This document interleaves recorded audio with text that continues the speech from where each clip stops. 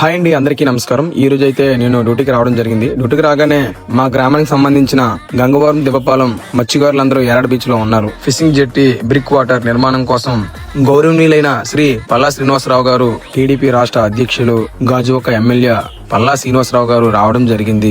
బీచ్కి వచ్చి ఈ చివరి నుండి ఆ కొండ చివరి వరకు కూడా నడుచుకుంటూ వెళ్లి ఇక్కడ నుంచి ప్లాన్ చేయండి, అక్కడ నుంచి ప్లాన్ చేయండి అని అక్కడ ఉన్న వాళ్ళందరికీ ఎక్స్ప్లెయిన్ చేయడం జరిగింది. ఇందులో భాగంగా పోర్ట్ అథారిటీ మేడం కూడా వచ్చారు. అండ్ అదాని పోర్ట్ యాజమాన్యం, అలాగే న్యూ పోర్ట్ నుంచి సీఏ గారు కూడా రావడం జరిగింది. ఈ యొక్క కార్యక్రమం మంచిగా అయితే జరిగింది.